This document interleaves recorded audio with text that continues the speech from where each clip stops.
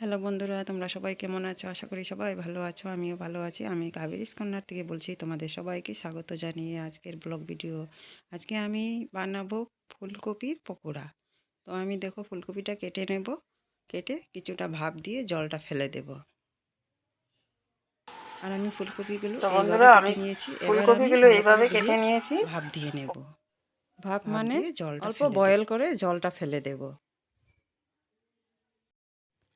এবার আমি একটা বাটি নিয়ে নিয়েছি। এখানে বেসনের গোলটা বানিয়ে নেব পকোড়ার জন্য। দিয়ে দেব সামান্য আন্দাজ মতো লবণ আর হলুদ গুঁড়ো দিয়ে জল দিয়ে ব্যাটারটা বানিয়ে রেখে দেব। এবার আমি অল্প অল্প করে জল দিয়ে ব্যাটারটা বানিয়ে এক সাইড করে রেখে দেব। আর এদিকে আমার ফুলকপিগুলো কিছুটা বয়েল হয়ে গেছে। এবার জল ছেঁকে তুলে নেব।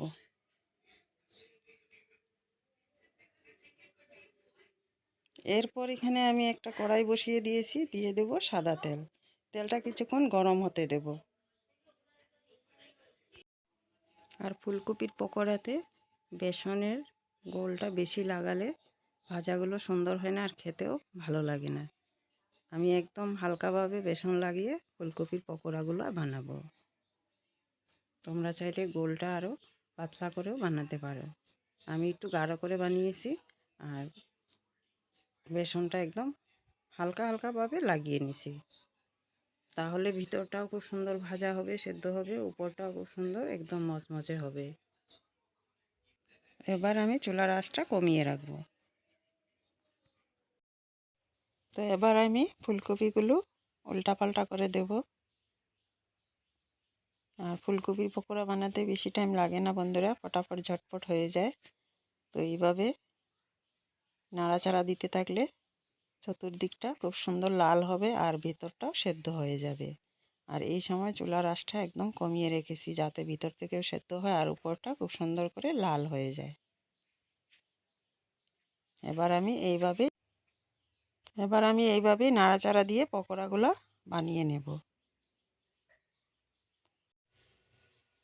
আর এই পকোড়া সন্ধ্যার চায়ের সাথেও টমেটোর সস দিয়েও খেতে পারো বা গরম ডাল ভাতের সঙ্গেও খেতে কিন্তু খুব সুন্দর হয়।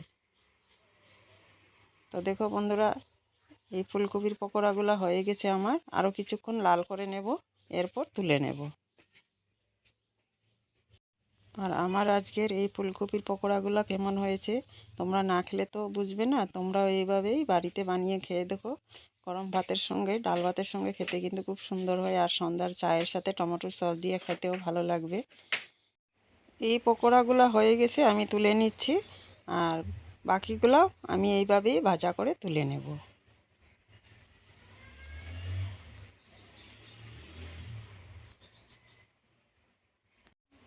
আর তোমরাও এইভাবেই বাড়িতে বানিয়ে খেয়ে দেখো।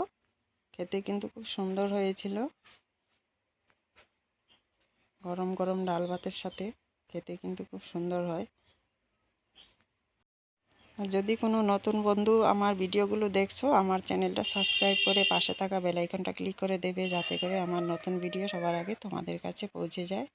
আর আজকের আমার ফুলকপির পকোড়া কেমন হয়েছে বন্ধুরা তোমরা কমেন্ট করে বলবে।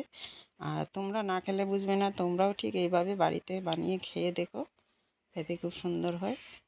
আর আমার ভিডিও তোমাদের কেমন হয় লাইক কমেন্ট করে শেয়ার করে দেবে বন্ধুরা।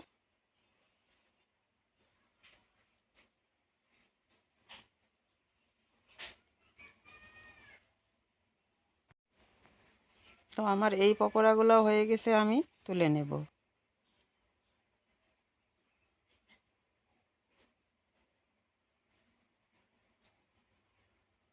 পকোড়াগুলো কিন্তু খুব সুন্দর সেদ্ধ হয়েছে ভেতর থেকে আর বাইরে দিকে একদম মচমচে হয়েছে।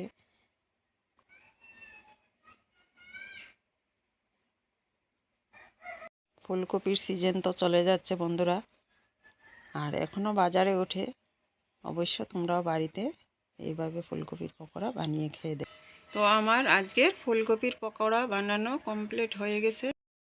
আর তোমরাও এইভাবে বাড়িতে ফুলকপির পকোড়া বানিয়ে খাও, বাচ্চা বড় সবাই খেতে পছন্দ করবে। আর আজকের জন্য ভিডিওটা এখানেই শেষ করলাম, বেশি বড় করলাম না। তোমরা তো লাইক কমেন্ট করবে না, শেয়ার করবে না, স্কিপ করে দেখবে। আর আমার দেশের বন্ধু, দেশের বাইরের বন্ধু সবাইকে আমার অনেক অনেক ভালোবাসা। সবাই ভালো থাকবে।